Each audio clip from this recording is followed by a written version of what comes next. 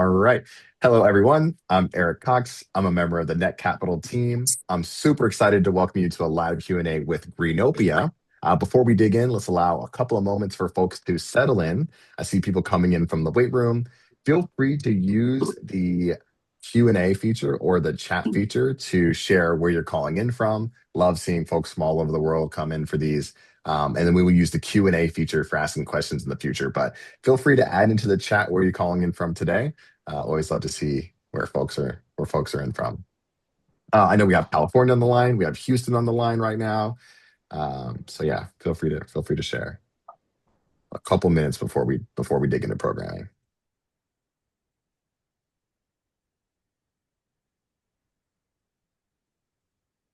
Don't be shy.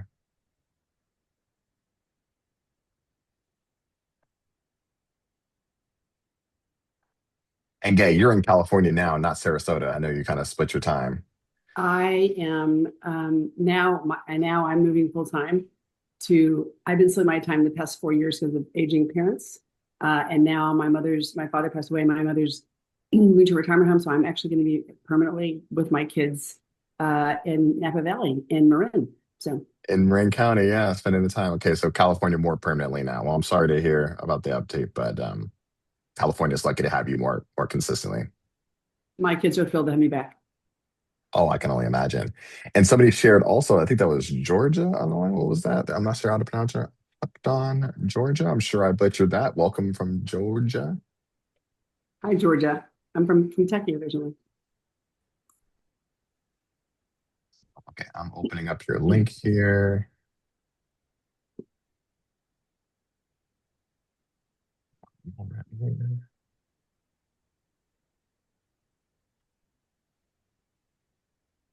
Okay. I can see Betsy's there from Santa Barbara. Hi, Betsy. Oh, cool. Somebody replied directly to you. Awesome.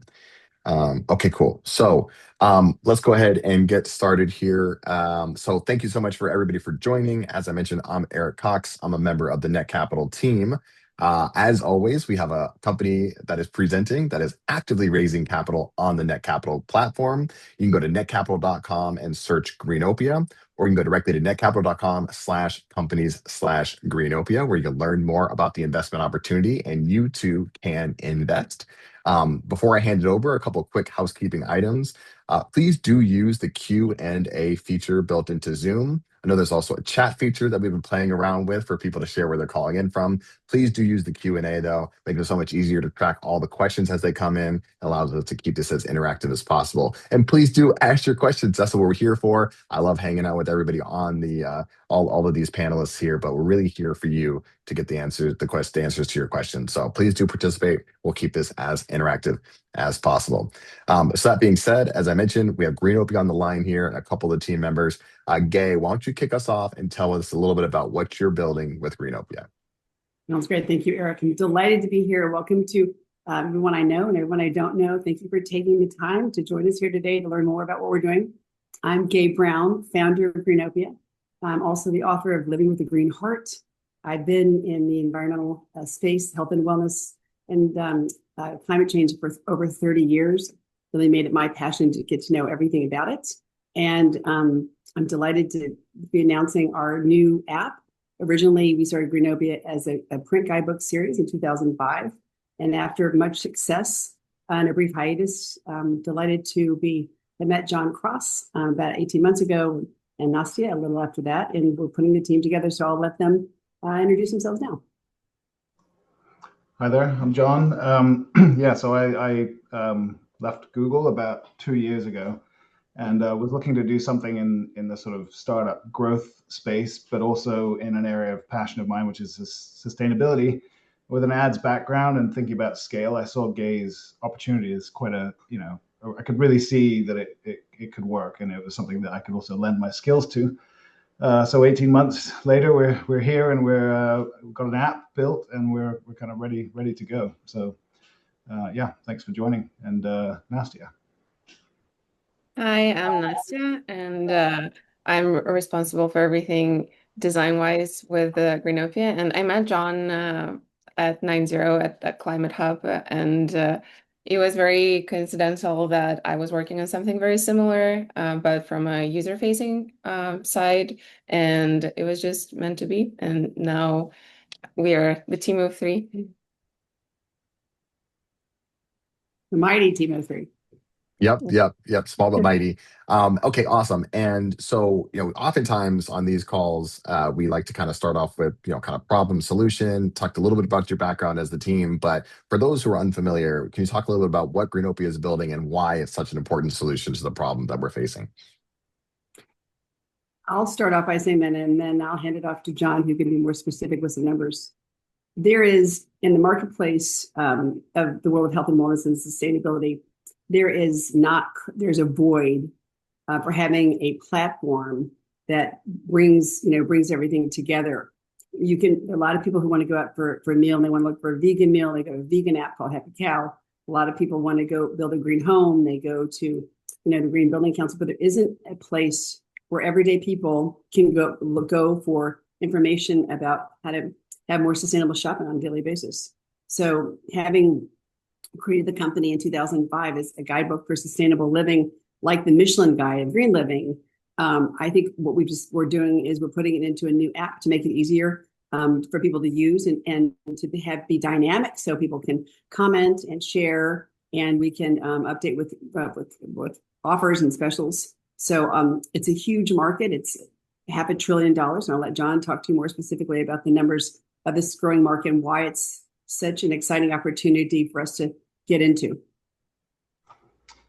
Yeah, so I think there's no doubt that a lot of people care about sustainability, but usually do the homework on their own, and also complain that it's hard to know. There's a lot of greenwashing, a lot of fake news around it, a lot of branding and terminology which people don't really fully understand. They think they're doing the right thing, and also people care about it in different ways. The word green can be almost toxic in some environments, given government intervention or whatever it might be, whatever their political stance is. But I think everyone can kind of agree that we all have different values, and making those transparent can be useful. So businesses who really do try and go the extra mile for sustainability or health or whatever their passion is, we have an assessment which can actually cross all of those boundaries and bring that to life, essentially doing the homework for those people. How do we know it's a big market? Because part of it, my history at Google means I know how to use keyword estimation tools and volume trends, and we know that there's at least 9 million searches every month for local sustainable shopping, living and eating. As Gay mentioned, the lifestyle of health and sustainability is about $500 billion. When you look at the target market and the aggregate spend of those individuals, it's massive. It's not claiming we're going to get that entire market, to be clear, but there's a lot of money in that space and a lot of people who care. And about 70% of Americans say they would like to spend their money more sustainably, but only about 20% do. And we estimate that at least a decent portion of that number is because they don't know how. They're confused.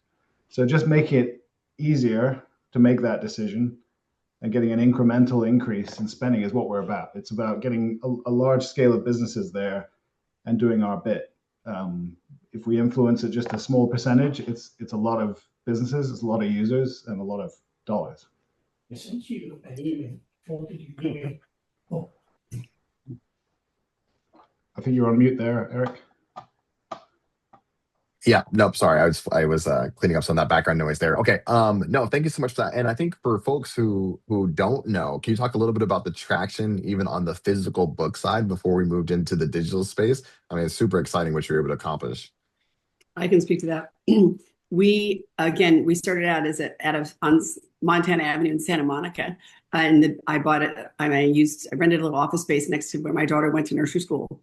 And we literally went to door in the beginning, finding businesses on how healthy they were. And we put them in the book format. We sold LA. We did a guide to LA. We sold in New York and San Francisco. We sold 75,000 books in those three cities. So the demand, we're still getting emails today that says, could you send your latest guidebook? And we're like, no, we're going to have a new app now. So the demand was incredible because the information was hard to find in one place. So we want to try to make it easier for conscious consumers, to find responsible businesses and make it easier to make that connection and really lift up the story of those businesses. The thing that gets me excited and what gets me out of bed every day is when I go, and my team knows this, when I go to one of the businesses and for example, Mulberry Dry Cleaners is in San Francisco. When I talk to them and they have compostable dry cleaning bags, they use wet cleaning, they're converting their delivery service to all EV, and they have recycled their hangers.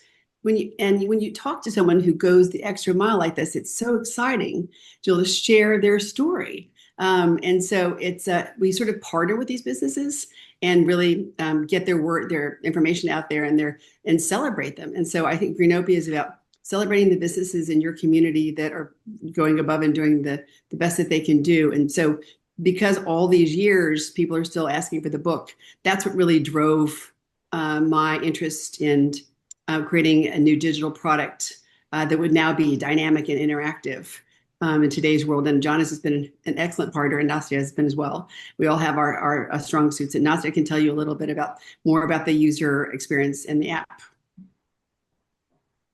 Sure. Before I hand it over to you, Nastia, the 75,000 books sold was super exciting, but over 120,000 signups for the printed guides back then too is also a feat within itself as well. And I wanted to add that quick note.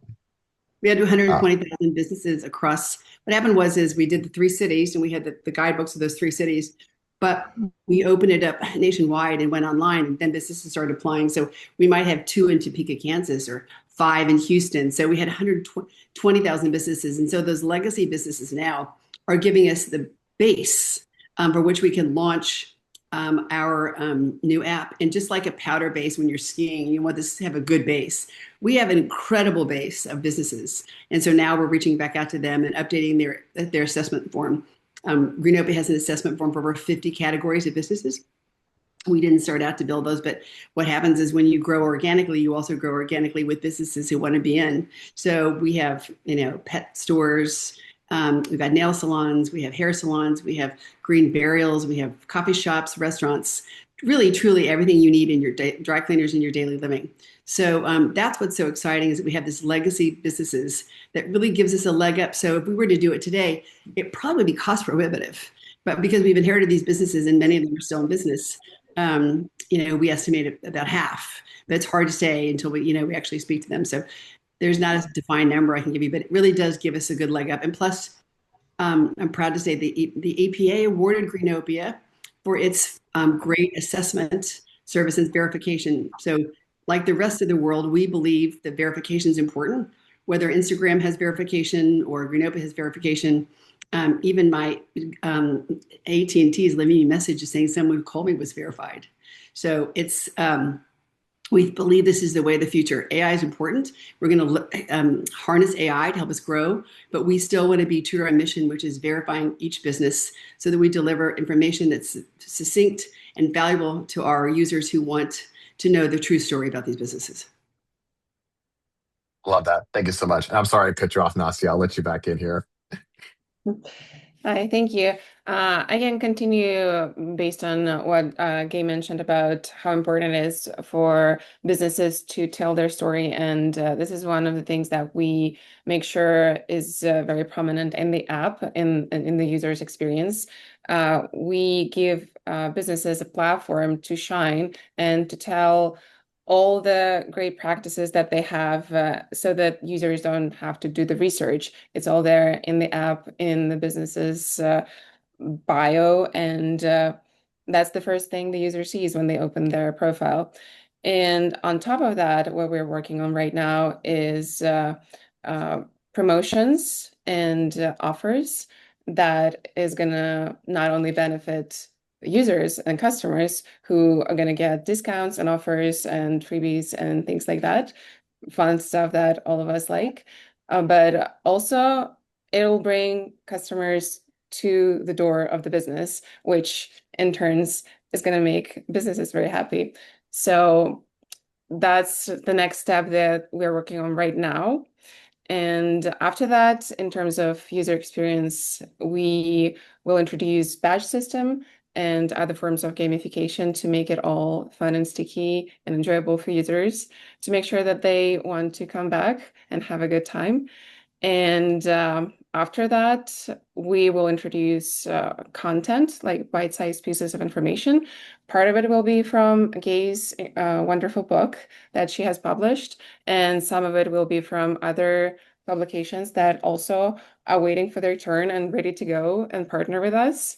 And after that, we'll have social media. Actually, we'll have an ability to share businesses through social media right away in the first version of the app, which we're very happy about. And yeah, these are the things that we are doing to make sure that the app is top-notch and very enjoyable for both businesses and customers. Absolutely. And I know, we discussed for a little while potentially having an investor badge. So those are the folks that invest in Greenopia can be represented and feel elevated on the platform as well. I won't put anybody on the spot there, but I think that would be so, so cool. And we'll work together offline about that. When people think about this issue, it does feel like we know that, humans are creatures of habit, and it's very difficult.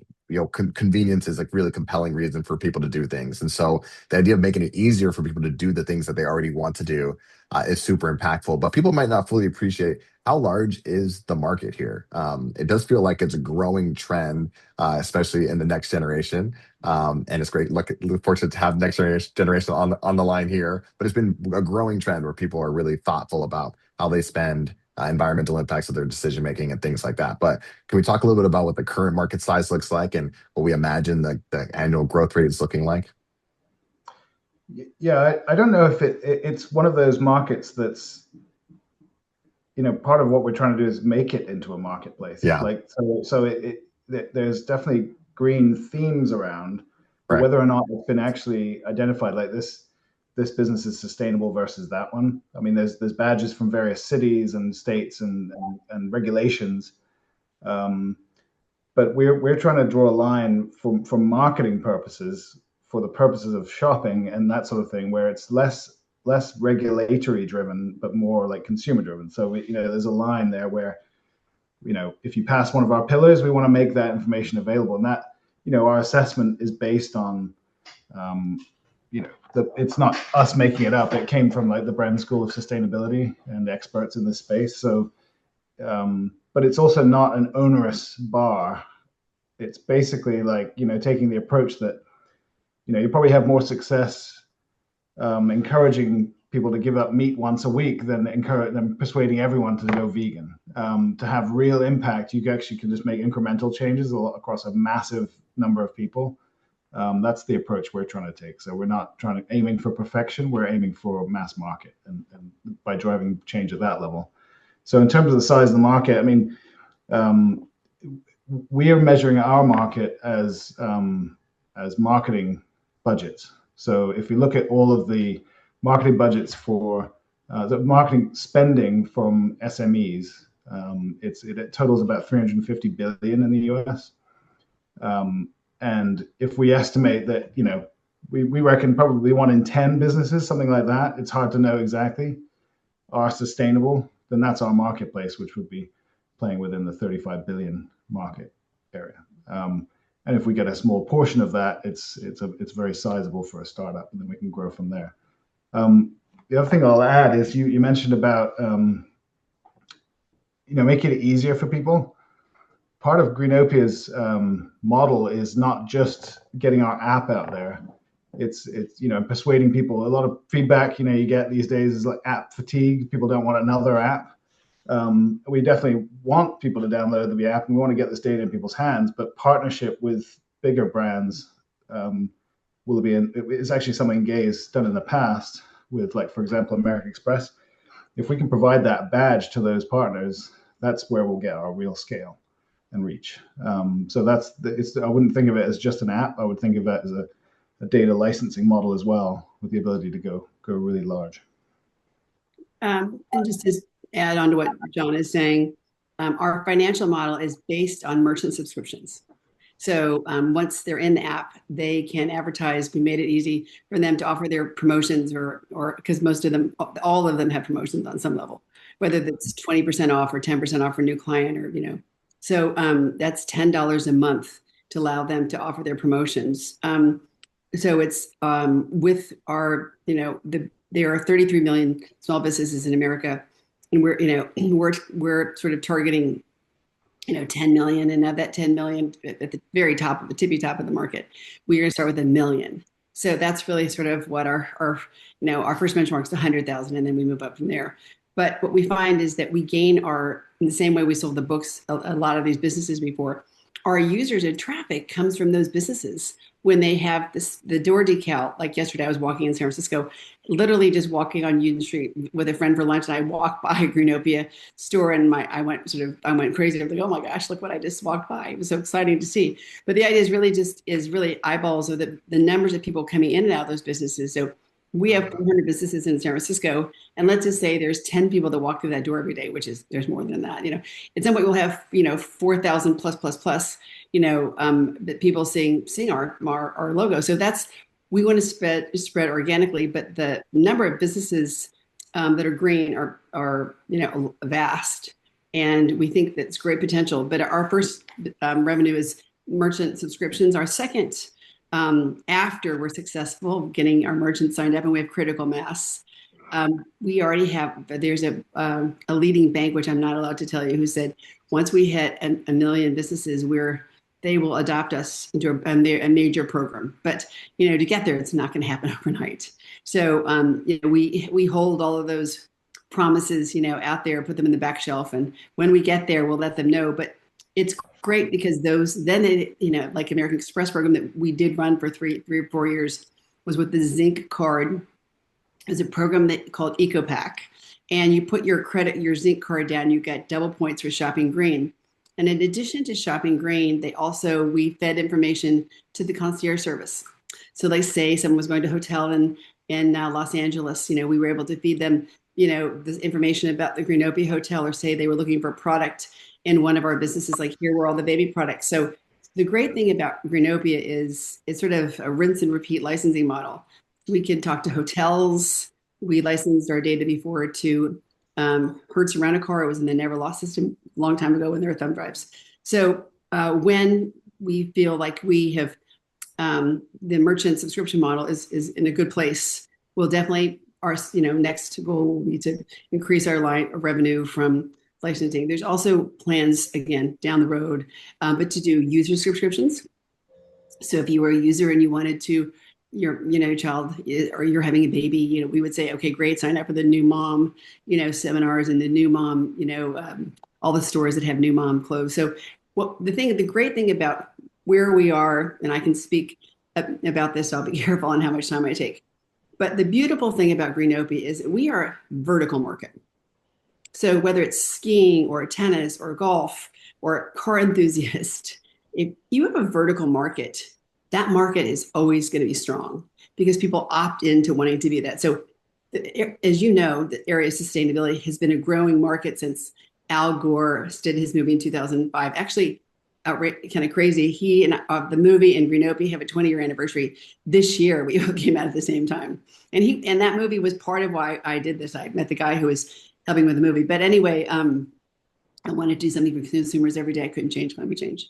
But the important thing about it is that it's such a strong movement, and particularly in the age categories of 25 to 35. They are committed, which is two of my kids fall in that zone. They're committed to recycling. They're committed to going to businesses that walk their walk. They're committed to working for companies that walk their walk. So we believe this is really that's going to be a really strong market for us. And so our target market is anyone from 25 to 55 or older.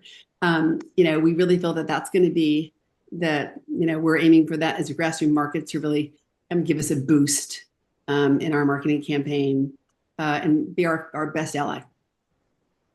I think that makes a ton of sense. And actually, I'm looking at the data here. It looks like the broader category, green technology and sustainability in general, is projected to grow to over 70 billion by 2030. And I think it is led by that demographic that you mentioned. Younger folks are much more thoughtful about where they're spending. They have a strong sense of identity, and this is a piece of that identity.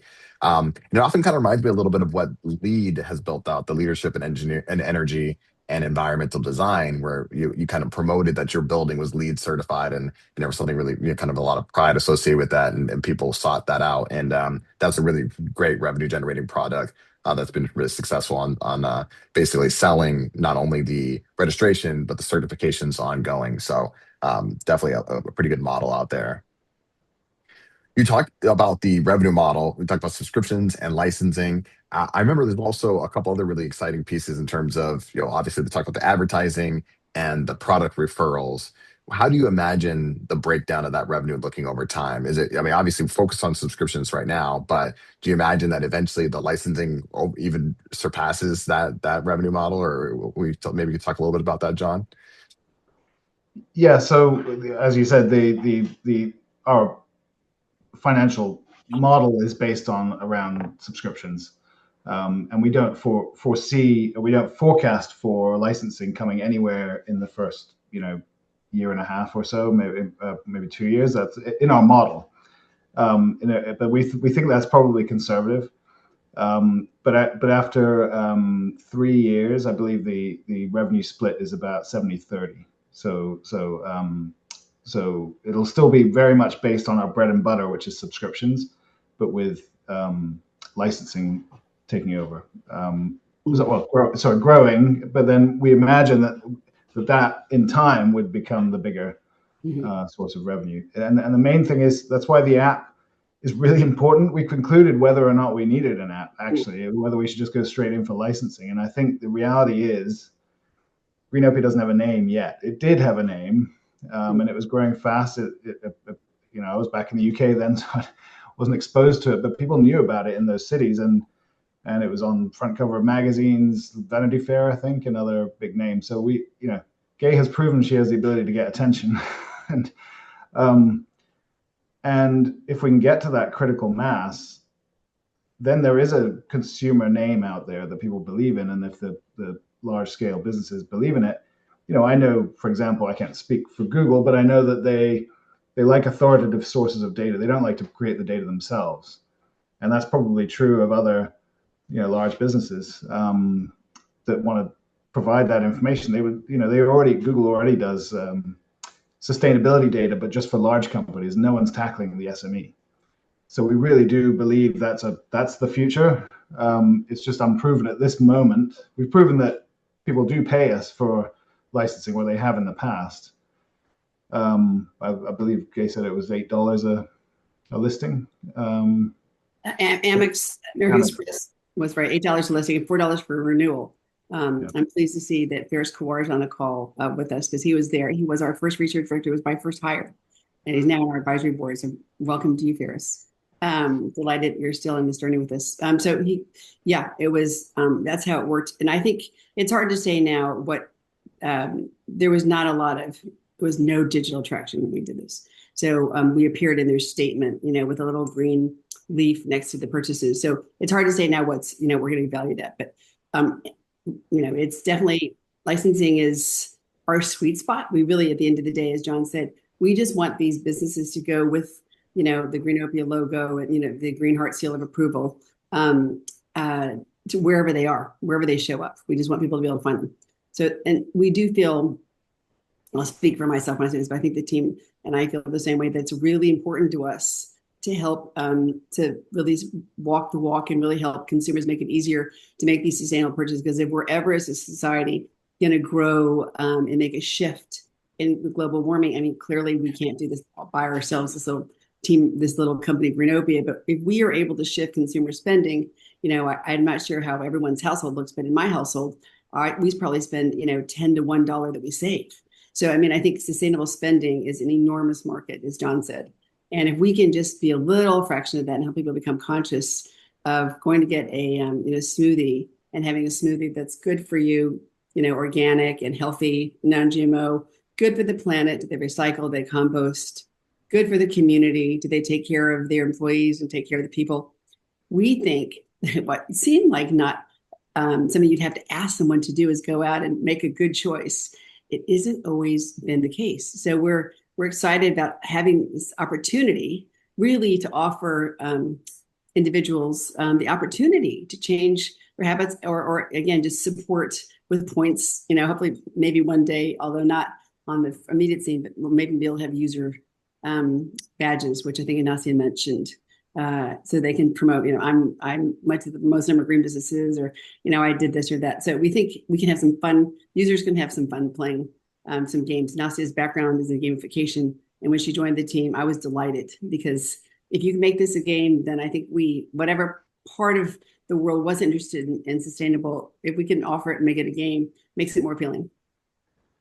No, I love that you're bringing in that expertise. I am a sucker, like a lot of folks, to gamification. If you set up something where there is a streak, I breaks my heart breaking a streak. I will limp outside to keep my streaks going. So I love that. I love that you have that gamification experience built in here.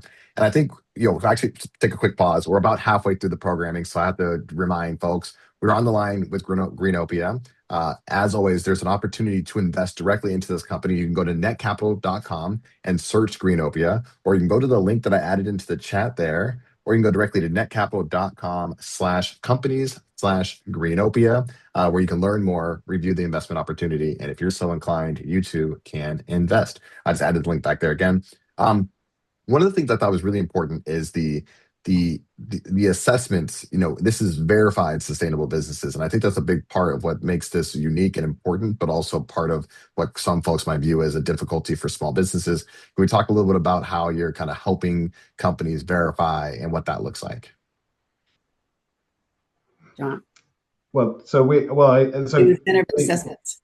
Yeah, so Gay and team set up the original assessment with the help of the Bren School of Sustainability, as I mentioned. So we're using that formula that they used, and it's been updated. Actually, the guy who built it essentially is part of our advisory board, so we still have Awesome. the legacy there. But what we've changed is that it's no longer like a paper-based attachment-based assessment. It's actually self-serve online. So it's the first thing we did. Actually, we all agreed that the core to this business is having the businesses. So we've got the assessment live, and there were originally 63 categories of businesses. So restaurants is a category, dry cleaners is another category, pet stores, etc. So hairdressers at that level, and it's usually we're talking about stores or in the streets of local businesses. But that's our sweet spot. But although any business can take the assessment, and we're building back up to that list of categories. So we have 25, I think now, based on who comes along. We can replicate them pretty quickly, so it's just a prioritization list of going through which one to create. We haven't heard it's very reliable. It hasn't gone down. It's stored in a secure database on its own, so we have that hosted separately from the app, which is effectively the app is a customer of that data, alongside potentially in the future other licensing partners perhaps could all pull from that same place. That's why we've built it that way.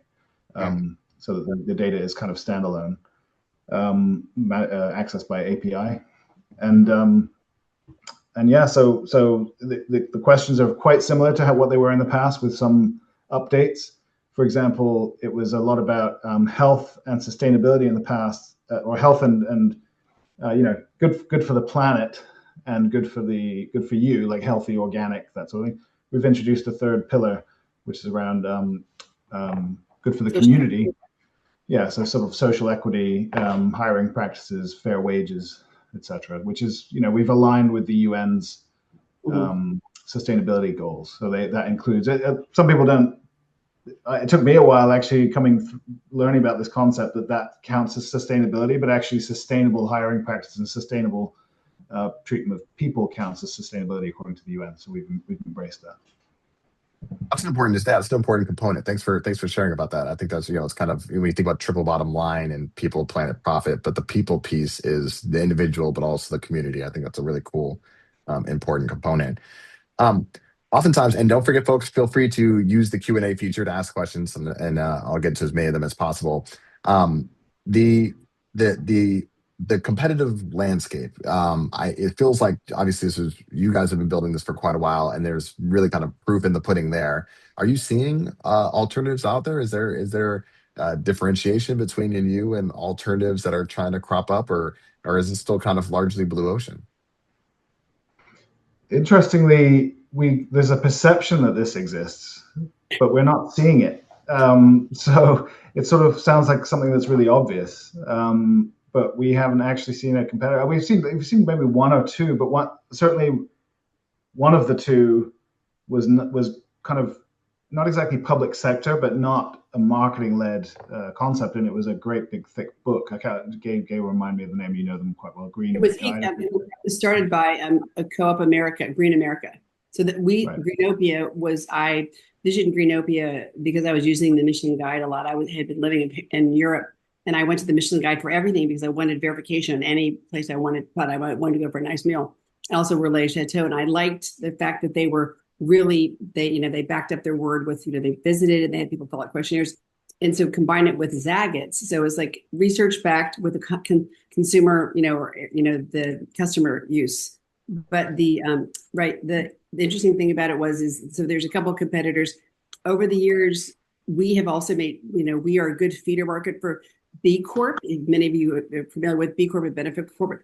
We're actually like a great feeder market for them because it's very costly and very time consuming for businesses to go through the B Corp model. We try to make our system quick and easy. So while we have, 20 or 30 questions, we try to have people go really quickly to make it easy, and just like a Survey Monkey situation. The back end is a little more complicated in the scoring situation. But we're a feeder market for B Corp. We also honor B Corp's certification, as well as John and I were talking to the state of California about their certification, the Green Business Network. We work with certifiers. We are not a certifier, but we are a feeder market for those certifiers. So if someone wants to go all the way up the food chain and become certified, we love to do that for them. We are there for them, and we direct them to whatever kind of business. So our direct, as John said, we don't have any direct competition that's active. We have people in the space that are doing things, seed-free oil apps, vegan apps, but not anyone who's taken the time to go to local businesses because it's time consuming. The barrier to entry was pretty big. As I said, having the legacy businesses gives us a big base and a good leg up, but it's time consuming.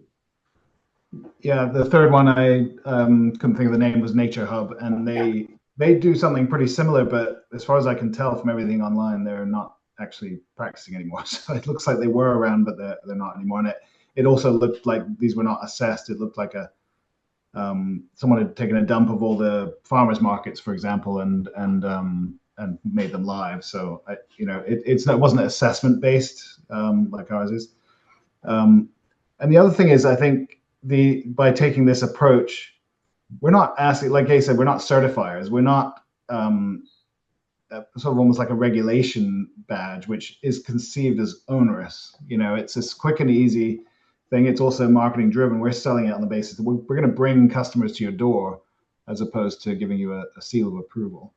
And the other one is that it's values based. So we're not trying to be judgy. We're trying to say, you just pass one of these criteria, you'll get the badge. If you get all three, fantastic. But if you get one of those three pillars, you're in. And over time, it through AI and smart matching, we can actually start to recommend businesses to you that fit your bill. So not just as a business, but also as a user, you declare your interests. Which eco tag are you interested in? Are you interested in vegan? Or do you care more about people than the planet? That's fine. And we'll show you more businesses that care for the people, etc. So trying to be a little more, demand-based as opposed to top-down, if that makes sense. Yeah, and people are multifaceted, so I love the idea of really the personalization sounds exciting. Sorry, go ahead, Gay. I was just going to say exactly what you just started to say, Eric, which is part of what all I say, me and the team hopefully would agree with me here, is that I think that the sustainable movement, the word of sustainability became punitive at one point. The far left was, saying, well, if you're not going to do this, then you're bad. We are actually politically agnostic. We just want to offer really good, solid information about healthy places for you, healthy places for the planet, good for the planet, good for you, good for the community. You decide if I think toxins are more important. For example, I'm going to lead with toxins whenever I do my search. At some point, when we have the ability to filter through, when we raise a little more money, and we have users who can do this, but like a dating service, I only want to see the businesses that are toxin free. To me, that's the biggest situation for me, because that's where my heart is. Social equity is important to me, but I would say toxins underscores toxins, planet, social equity. And I think that we don't want to be judgmental to how people use the app. However they use it is however they want to use it. You make your choice. We're just going to provide you the information. And that's what I really love about Greenopia, is that we're just giving you information to live your best life, and make it whatever utopia you want to make it. I love that. Sure. Yeah, the focus is on informed consent, and you take the information and do what you want with it. I think that's fantastic. Um, we have some folks asking the question. So, if users report that the business isn't doing what they say, example, not green, what is the ramification if there's no verification process done by Greenopia? I think that's a good question. I mean, the answer, John. Yeah, so there is we have a thumbs up and a thumbs down marker for users. Like so the assessment is a starting point, but users are gonna take over. Hopefully, like we get traction and we'll get more comments, we'll get some activity in the app. There is the ability to flag a business. So we do take them on their word. We don't go in and inspect. We offer an attestation. I'm trying to get the right word for that, but that you're basically saying on our terms and conditions, we declare that we follow all these practices, but we say you're responsible for that data. You're putting it out there and you're aligning with that. If a user comes along and flags that, gives a thumbs down, we don't actually expose the thumbs down in our first version of the app. We're going to hide it, but monitor the data, see how it's used. But that's our flagging system. If someone does see that there's an issue there, we reserve the right to remove the business if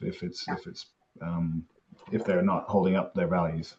But also, even if we don't remove them, where the users are communicating their experience, so they are actually telling other users in comment. They can say in their comments about this stuff. So I think over time that some of the reputation will grow from there.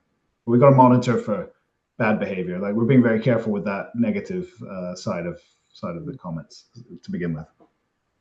Yeah, I think surveys and things tend to skew negative, so that's really thoughtful. Yeah, Nastia, please. I wanted to add that is also a tool for us to help businesses improve. So we don't just want to penalize businesses for not adhering to their statement. Maybe there are some things that they miss, it happens, but if customers bring that to their attention and we pass along the feedback to the businesses and they improve, that's a win-win for everybody. Yeah, a little more carrot than stick. That feels great. And I think that avoiding the pure virtue signaling and judgment, I think, is a really important piece. We're all in this journey together. A lot of us are doing the best that we can. There's always opportunities for improvement. So I love the way you think about that, Nastia. Eric, just to add, to piggyback on that, sorry to interrupt you there, but Please. just to add before we switch subjects, there is our fifth revenue line, which again, we are far from this, but it is conceivable at some point we'll have it, which is a B2B, which is selling regenerative. We were at a place the other day that had just plastic, and I said to them, "Why are you not using anything else?" He goes, "Well, we don't know where to source it." So again, it's not, we're not in that primary business of doing it, but what we do want to invite businesses to say, do you need help? Because we'll eventually collect enough information, and then we'll find a provider or supplier, not Cisco, but green version of Cisco, who has all these, and then we could say, "Here's your Greenopia business. Not only does $10 a month get you some access to marketing your product, but you can open the Green Pantry, and you could foresee in the future." Again, we're not doing this at the moment, but it is conceivable in the future that you could help businesses get greener. Actually by providing products through a provider of ours. So I think that's such a cool point, though, and I think you do a really good job of expressing what is actually occurring right now and what the goal is to achieve in the future. Great job there.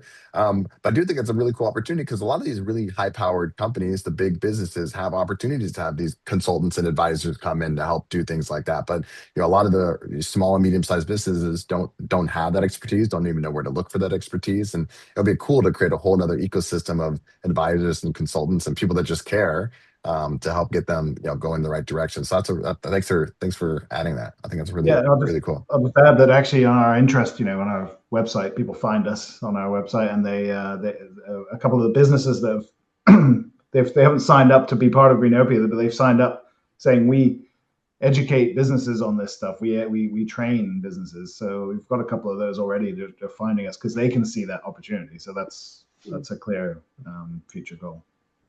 Yeah. Yeah, what a great, yeah, and that kind of just feeds the product referral system and the advertising engine. It just feeds everything. I love that. And it's cool because there's pockets of infrastructure, there's pockets of specialists that can help in each component of it. So I think that's awesome. Okay, getting down to the last little bit here. We talked a little bit about the competitive analysis, defensibility, IP. We talked about some of the really cool deal highlights. One of the things I love to mention, and you didn't mention this, Gay, but when your first job in California at Earth Cafe? Like, haven't you lived and breathed this your whole life? I just think that's a Oh, fun Eric, it's fact. such a good memory. I have good Yes, notes. I have been doing this. When I was a youngster, I was a Girl Scout, and the motto was leave the planet better than when you leave the place, the campsite better than you. So I was canoeing Canada. And so my first job out of college, while I couldn't find a proper job as, an executive or account executive, I went to work at the Good Earth Cafe on Torrance Avenue on Hawthorne in Torrance, California, and worked there till it shut down. And they have a line now of teas, Good Earth Cat tea. But it is so deeply ingrained in me just the whole time that I've been. It's my passion, and it's a little bit. Greenopia is fun for me because like an Easter egg. I was like, oh, can we find another green business? Everywhere I go, I'm always asking, would you like to join it? What do you do? That's great. So it is really, it's truly. It's a passion of mine. I'm lucky to have John and Nastia on this journey with us and creating something for other people who might have the same passion or want to learn. No, that's fantastic. No, thanks for. Otherwise, like part of what I value, I think, from coming on these Zooms is getting to kind of meet the people behind the scenes. We try to do everything we can to make it smooth technological process for people to be able to invest, but it's still a people's business and getting to know the people. I think it's cool, and I've been the pleasure of getting to know Gay and John and now Nastia for a little while here. I want to talk a little bit about the future in just a second. But before I do, one of the things I think is really interesting now is people are talking about the environmental impacts of artificial intelligence and the processing power and what we need with compute and things like that. And I know we're talking about feels like largely kind of consumer facing brick and mortar companies right now.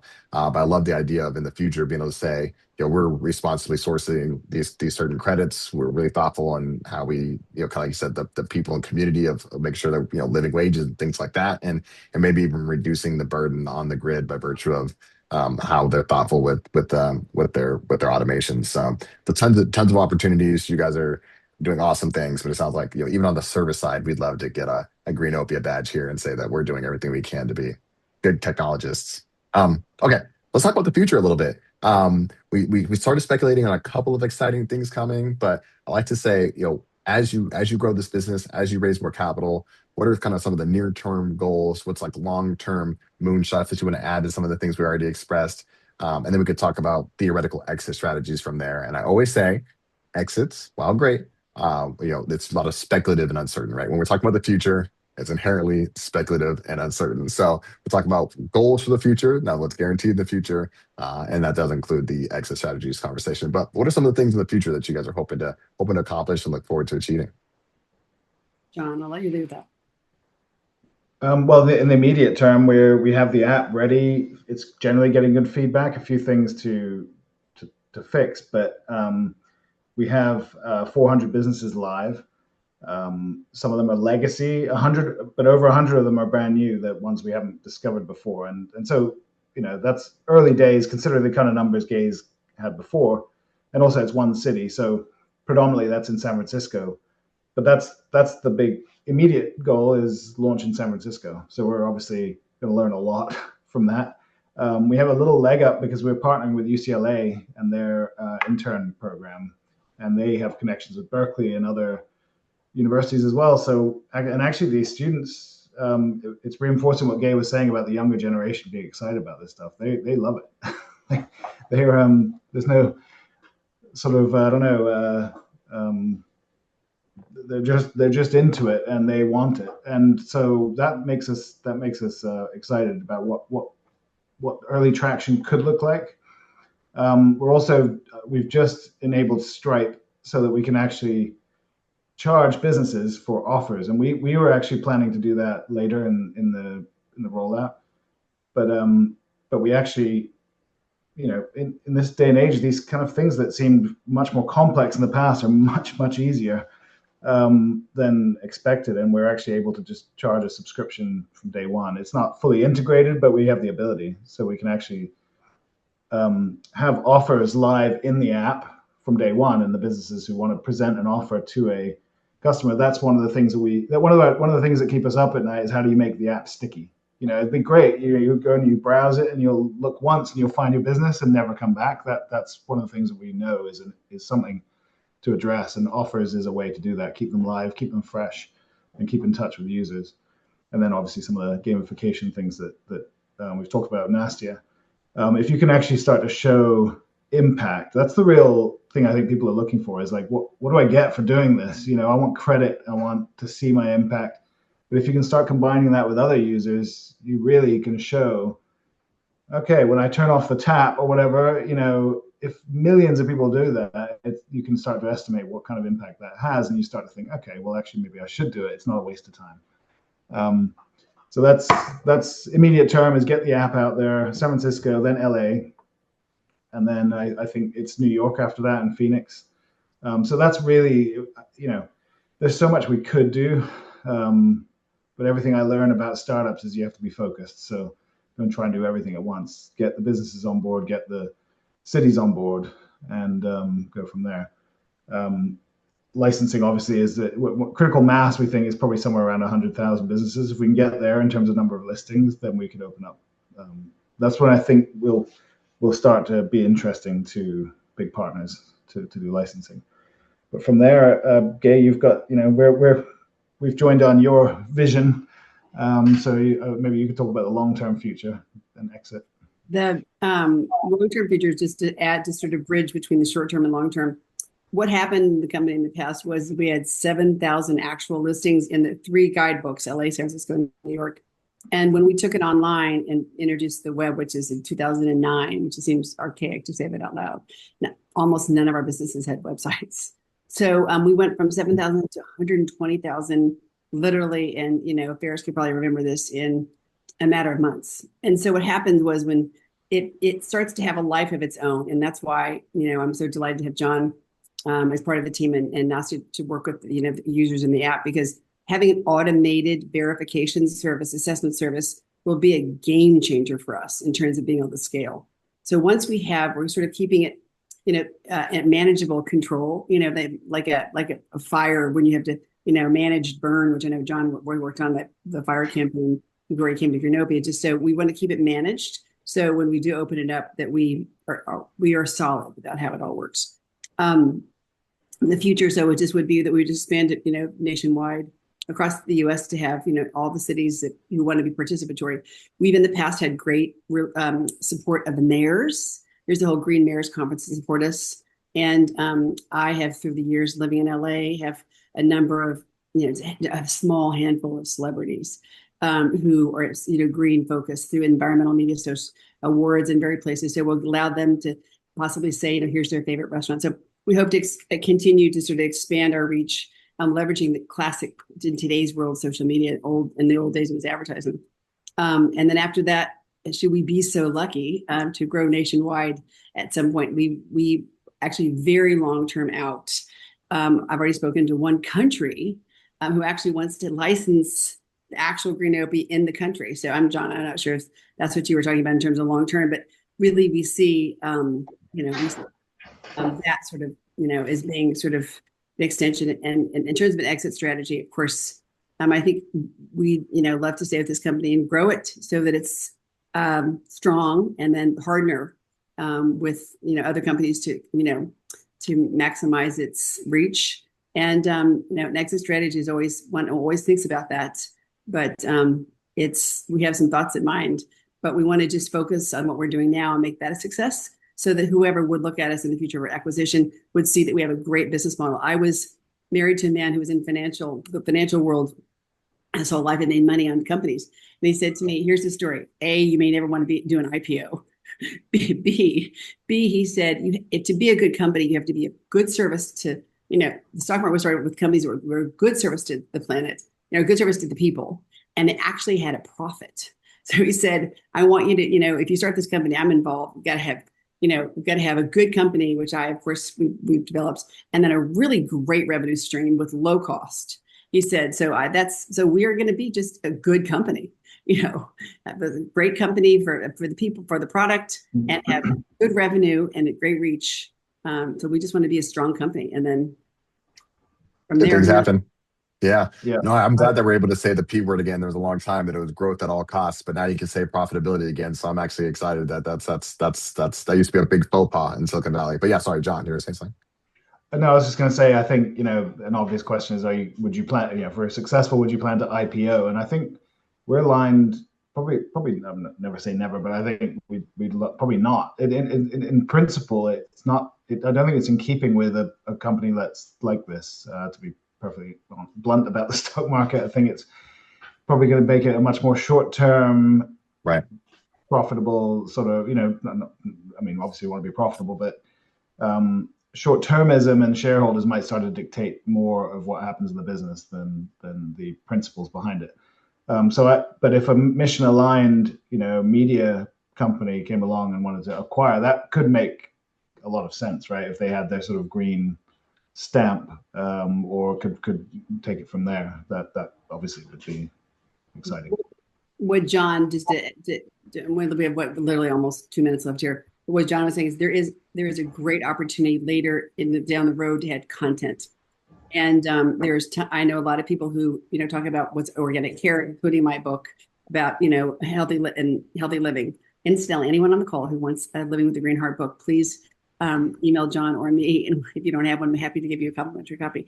But so there's a great content, there's lots of opportunity to build content around these subjects that are not, green home space. How do you watch someone who's building a green home from scratch? How do you literally bring a baby home and have a green nursery? So there's ample opportunity for content. Again, we're hoping just to be, the platform where people find sustainable living, and then we love to add their content. As we grow, so will our content. Love it. I think it's super important. And then I always like to finish off with two thoughts. One is outside of cash being the first thing, you can go to netcapital.com and invest in Greenopia. But outside of cash, how can folks on the line support you? And then why is now the perfect time to go and actually invest as well? We could bring it home with those two questions. Well, we are an active campaign, and our target is $500,000, and we are only we're at 150 right now. So believe me, $100, anything that you can share, invest with us, we would love. And also to spread the word, because we wanted to make this a community campaign where everyone can participate. So please share it with your friends who are like-minded interests. And then, of course, if anyone wants to get more involved and they have angel investors who might want to look at this, we'd love to have a conversation directly with you on the opportunity. We have not been to that market yet. We're starting with Netcapital because we believe that was first one. And thank you, John, for putting up our website. So yeah, so that's what I would say. Yeah. I think everybody can see that there, right? Greenopia.com/refer-business to be able to share. And I think that'd be so cool. And count us as a couple of boots on the ground here in Southern California when you expand to that point. Would love to be obviously a supporter there. But feel free to hit that link there and join the Greenopia vision here. Okay, that brings us home. We did hit the 1 minute mark. Sorry, John, we want to add something? We have 1 minute left before I share about the YouTube link. Just saying about those are the two things that in addition to investment can help us is to find those businesses. If you've got a favorite green business, refer it through the site. There's a big green button on the site saying refer a business. And there's also a user section where you can sign up for the app. But in fact, if we're following up with these attendees, we can easily just send the invite link to test out the app. Absolutely. That'll be great. Yeah, please. I think that's a great idea. And then obviously, folks, please do support, share your expertise there. Okay, back into right to the top of the hour. Thank you so much to our panelists. Thank you so much, Gay and John. It's so nice to meet you, Nastia. Again, we've been speaking with Greenopia, who has been speaking about the opportunity to invest in their deal through netcapital.com. You can go directly to netcapital.com/companies/Greenopia. And if you missed some of this, or you know somebody who wasn't able to attend that might want to learn about this opportunity, this has been recorded and will be on the Netcapital YouTube. I just added a link to that into the chat. Or you can go to YouTube and search Netcapital. It'll be up there in a day or so. So please feel free to share this with anybody you think might be interested. And again, encourage them to potentially invest, learn more about the opportunity, and support Greenopia and their growth by referring a business. Thanks so much for our attendees, and I appreciate you all for joining today. Thank you, Eric. Thank everyone for attending. Have a great afternoon. Bye. Thank you. Bye, everyone.